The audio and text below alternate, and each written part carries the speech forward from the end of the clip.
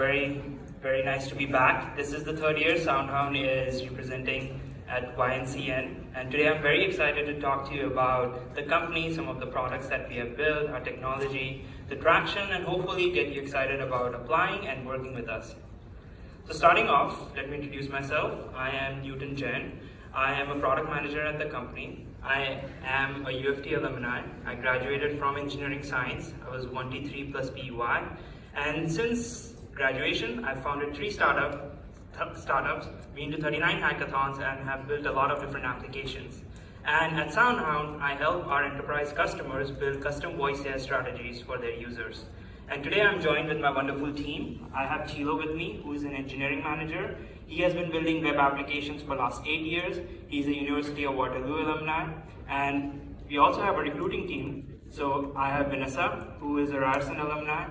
We have Tiffany, who's joining us from our HQ in Santa Clara, just for this event, so do come and say hi to her. And then we have Jonathan James, who is a senior technical recruiter, and he's a York alum. So the agenda for today is quite straightforward. I want to talk to you about the company, the vision, what kind of products we are building, and then I'll hand it over to Chilo, and he will talk to you about the teams that we are hiring for, what kind of technologies do they use, what are the challenges they are facing, and how you can apply your creative problem-solving skills to solve those challenges. And then we'll open it up to any Q&A that you might have. Okay, so to start off, SoundHound is an AI company. It turns sound into understanding and actionable meaning. You might recognize us from the main SoundHound application, which is the music recognition application that's available on Android and iOS.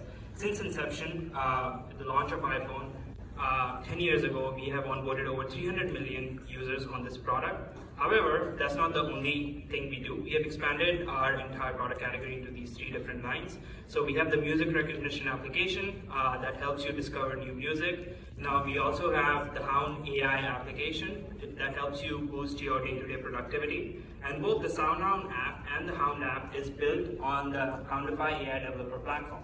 That's what Chilo and I work on, and we allow our enterprise customers to integrate voice and conversational AI into their web, mobile, and IoT-based applications. So I'll just get into a quick demo on some of the capabilities that the Hound application can support, so you can get a sense of what we're building. Show me hotels in San Francisco for tomorrow, staying for 2 nights that cost between $200 and $300 per night and are pet-friendly and have a gym and a pool. Showing 10 results with availability in San Francisco for tomorrow, February 27th, staying for 2 nights between $200 and $300 per night that are pet-friendly, have fitness facilities, and have a swimming pool. Sort by lowest price, but nothing less than $250, and don't show anything that doesn't have Wi-Fi. Okay, showing 6 results for minimum of $250 per night, sorted by lowest price that provide Wi-Fi. How do you say hello, how are you in Japanese? こんにちは、元気ですか? How about French? Salut, comment allez-vous? How many calories in 3 eggs, 2 slices of bacon, and 200 grams of spinach? There are 342 calories in 3 medium raw whole eggs, 2 slices of pan-fried pre-sliced bacon, and 200 grams of boiled spinach with salt. What's the monthly payment on a $1.2 million home with 20% down, paid over 30 years with a 3.95% interest rate? Your monthly mortgage payment is $4,555.56. What's the status and arrival terminal of the United flight from San Francisco to New York today at around 2 p.m.? Found 8 matches for United Airlines flight from San Francisco to New York, either departing or arriving on February 26th. The most relevant one based on your proximity to the departure airport. And the current time seems to be United Airlines flight 706, which is scheduled to arrive in Terminal C and is estimated to depart in 59 seconds. Show me top songs by Taylor Swift. Here are some of the top songs by Taylor Swift. Sweet. So as you could see, the app could answer some really complex queries, and because of those capabilities, we have received a lot of great PR from these publications. And the reason why we are able to handle such complex queries is because of the platform that we have built that powers this application, which is the Houndify platform. And since the inception, we have onboarded around 80,000 developers on the platform that have released over 1,200 products. At the same time, we work with some of the biggest brands in the automotive industry, in telecommunication, and in hospitality space. And I wanted to give you a few examples on how they're using Houndify. So first one is with Pandora. We worked in integrating voice AI into their core app, where users could ask questions and navigate through the app, control their music, control volume, discover new music tracks, albums, podcasts, and even identify the music that they haven't heard before. Additionally, we created a custom wake word for them. So a user could just say, "Hey Pandora," and make a query, and it will give them a full hands-free experience. Next, we worked with Mercedes-Benz, and we created a conversational AI for their infotainment system. So users could just make queries around navigation, local business search, weather, music search, stock, and also control their car settings like the climate, like air conditioning, the windows, the doors, and also get information about the car manuals. They could just ask questions like, "Why is my check engine light on?" And we also created a wake phrase for them, so users would be able to interact with the system by just saying, "Hey Mercedes." Interestingly, Mercedes did a Super Bowl commercial last year about these capabilities, and you can check it out on YouTube if you're interested. Third, we worked with Harman on building a hospitality solution. So here we created a smart room experience where guests can just check in, and as soon as they enter the room, they can make all these queries to understand what kind of features and services the hotel offers, and also order from room service and control their room settings, like the thermostat, lights, and TV. And because we support speaker ID, we can create a personalized profile for each of these users, so when they go from one hotel to the next one, they can still get the same consistent experience. Next, we worked with Motorola, and we integrated our AI into Moto G6, G6 Plus, Z3, and Z3 Play. And this product was launched across different markets, so we had to support French, Spanish, Brazilian, Portuguese, and German, in addition to English. And users are using the application to make queries around placing phone calls, sending text messages, getting weather updates, making online queries, getting navigation instructions, and sports score. So you might ask, how is Soundify different than some of the other voice AI solutions out there? Well, number one is we allow developers and their customers to have complete control over their data, and they can see how it gets used and processed. Next, we allow developers to build their own user interfaces and user experiences. So as you saw in the examples, users didn't have to say, "Okay Google" or "Hey Alexa" to initiate a voice interaction. They could say, "Hey Pandora," "Hey Mercedes," and our enterprise customers really love us because they can own their brand. Next, because we want to build the best voice AI, we have created this turnkey solution and exposed it through our SDKs. So anyone can just download the SDKs and start making these API queries, and they can integrate voice AI into their applications quite easily. And we have a very easy pay-as-you-go pricing model.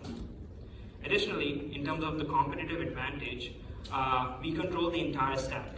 So some perspective about this, 10 years ago when our founders started to build voice AI technologies, they realized that the technology was just not there yet. So they built the entire voice recognition stack in-house over the last 9 years, and that's the reason why you were able to see all this good functionality. So we built our own acoustic models, our own NLU models, our own data collection pipelines, our APIs, and we launched that in the products. And because of this, we can move really fast and we are agile, and we don't have any dependencies on third-party solutions. Now I will be handing it over to my colleague Tilo, who will talk to you about some of the teams that we're hiring for.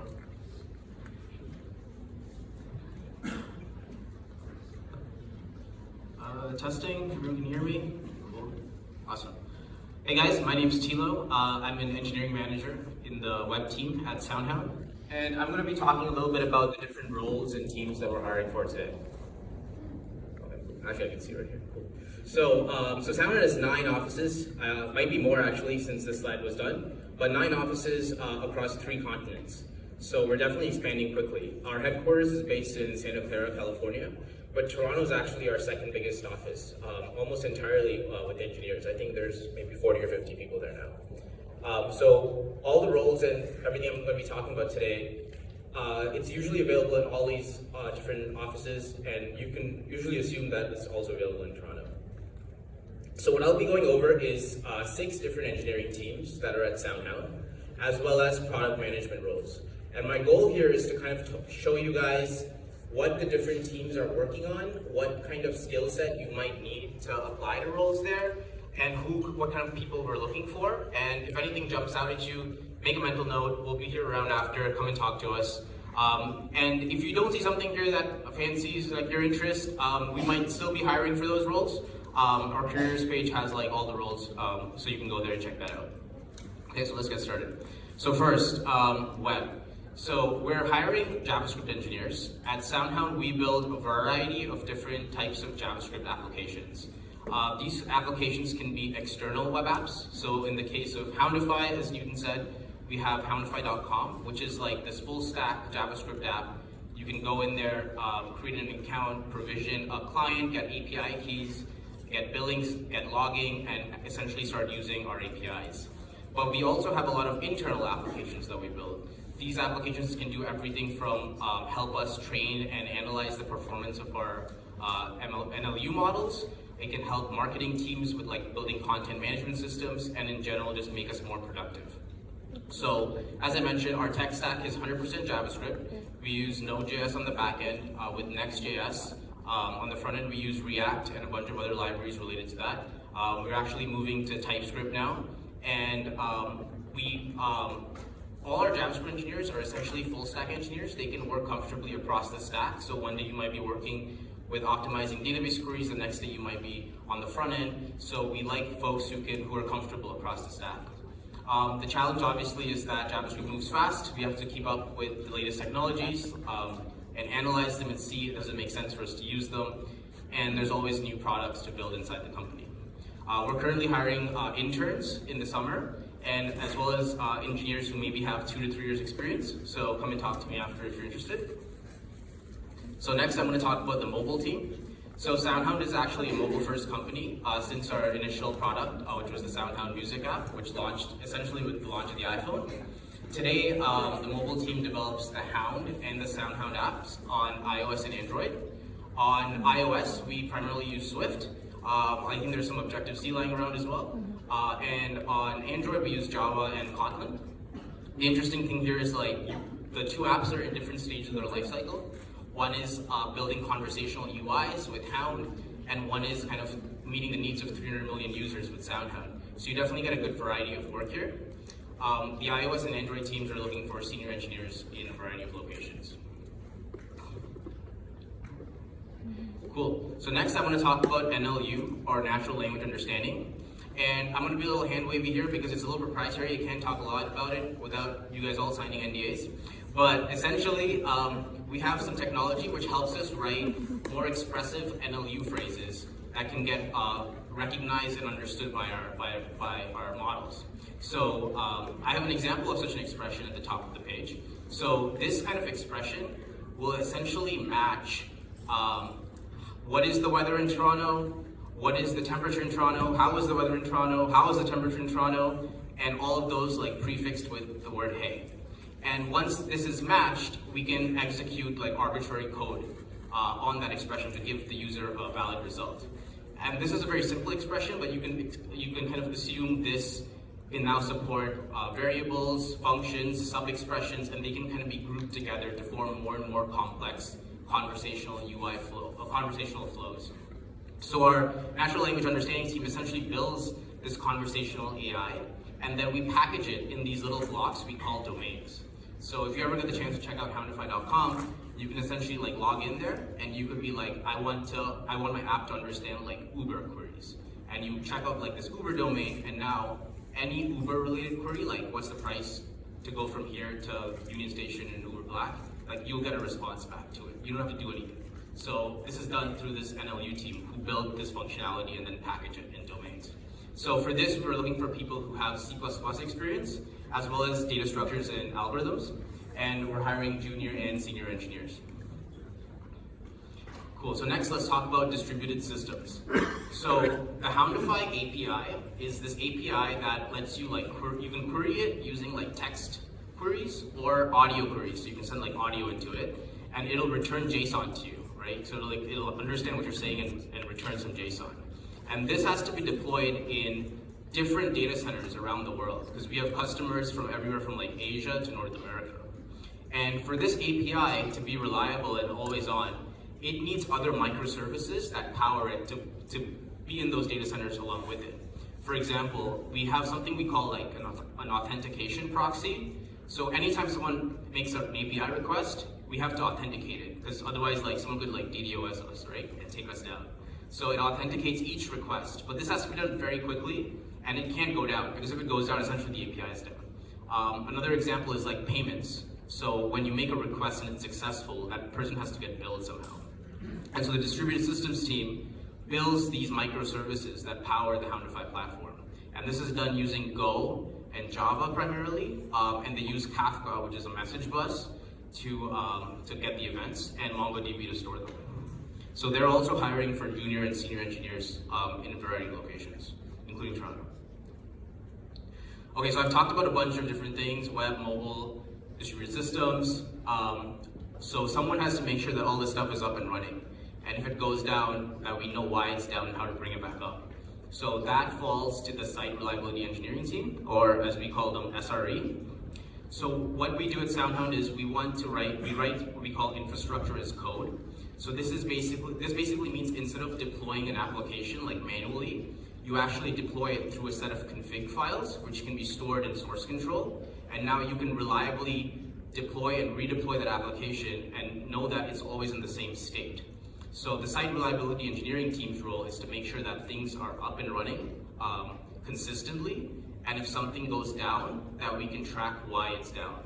We do that through tools like Prometheus, which is kind of like a framework to give you metrics on the state of an application, like response times, and like ELK, which stands for Elasticsearch, Logstash, and Kibana, which are like logging solutions. Site reliability engineering team, as you saw there, also looking for junior and senior engineers. Okay, cool. Let's talk about machine learning. So machine learning is a core competency at SoundHound. We use it in all of our products, and we use it in a variety of different ways, which I can't cover all of that today. But I'm going to talk about two branches of it very briefly. One is acoustic modeling, and one is language modeling. So in very basic terms, an acoustic model is a model where it takes audio signals as an input and returns a set of phonemes that it thinks matches that audio. So if I give it an audio like that says weather, it will return the phonemes way and der. And this is important because those phonemes can then be used by a language model to try to understand like what is this person trying to say. And the reason an acoustic model is difficult is because it has to account for accents and noise, background noise, because people say the same thing in different ways. So the acoustic modeling team builds these acoustic models. They also build something called speaker ID, which is if two people say the same thing, trying to deduce who said which based on the tone and pitch of your voice and other things. And also wake words, which is also keyword spotting. So this is like your OK Hound or your Hey Google. So an ambient noise listening for a certain phrase, and when that phrase is said, to like start the system. Conversely, the language modeling team, a language model is essentially a model which says, given like a set of phrases, what is the probability of a word coming next? So for example, I could say the phrase recognize speech and the phrase recognize beach, and they both sound very similar, and maybe like the acoustic model thinks like the phonemes are the same, but like the language model should be able to understand, like given the context and what I'm saying, which is more likely, and therefore how should I respond? What I'll also say is like the ML teams, they need, like roles in this team need a bit of R&D experience. Like you should be comfortable doing R&D and implementation, because we do spend some time reading papers, attending conferences, and then gathering ideas from that and trying to build new models. So on that note, in terms of the stack that we use, primarily knowledge with C++ or Python, because most of the ML frameworks are using one of those technologies, notably TensorFlow or PyTorch. Also algorithms, obviously, and statistics and probabilities in an ML context, because you have to use probabilities to deduce results. What we're trying to build is the best voice recognition system for multiple languages and multiple accents. And the challenge is that even if we have great models, we have to constantly try to improve and make something more accurate. So we're looking for engineers here who have some domain knowledge. So if you've used machine learning in any of these contexts, come and talk to us after.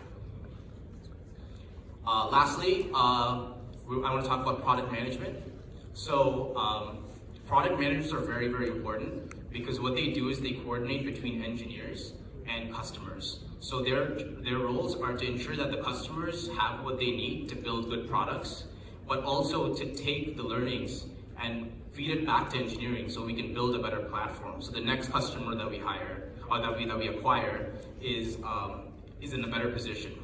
And since we're building a developer-facing product here, which is an API, our product managers are still relatively technical. So in addition to knowing stuff like Google Suite or Slack or Jira, it's also helpful to know like the scripting language, maybe Python or JavaScript or something, some SQL for like getting data and manipulating it, and maybe some version control like Git.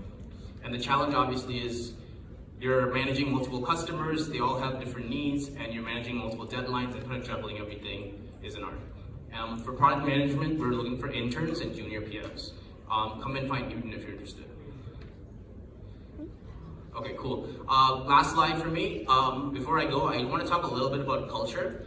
All of you guys, I'm sure, are very smart, very capable, and you'll all have really good careers regardless of where you intern or get a full-time job. If I could give like one suggestion, having like stood there like a few years ago, it's that you should take some time to think about what kind of company do you want to work at and what kind of people do you want to work with, because you're going to spend a lot of your time there. So at SoundHound, our culture is kind of based on trying to learn from each other, very transparent, and enjoying what we're doing because we're trying to build something. As an engineering manager, I can tell you that my priority is to make sure that engineers feel like they have an impact, that they understand why they're building something, and that they feel like their work is meaningful. So if this sounds like something that interests you, then tomorrow, I believe we'll be outside these doors, is that correct? Yeah, okay, outside these doors at 10 o'clock, we'll have a booth. We'll be here from 10 to 4. So come and grab us if you want to chat about anything, and if any of this sounds interesting at all. That's it, but before you start clapping, we'll start the Q&A, but I also want to say, so in case you're interested in applying full-time applications, go to soundhound.com/careers. Intern applications, go to that intern link. And everyone, regardless of which application you go with, scan that code. If you don't have a QR code scanner, go to that bit.ly URL. We're kind of expect like a lot of applications. So filling out the form at that QR code will help us keep in touch with you so that we don't lose you in the application pile. That's pretty much it. We can start the Q&A now, I guess. So we'll be holding on for the questions for now. Oh, okay. After the presentations, there'll be a session where our keynote talks and our keynote speakers are going to be sticking around. So if any of you guys have questions, you can hold on to them, and I'm sure they'll be happy to answer. Thanks, guys.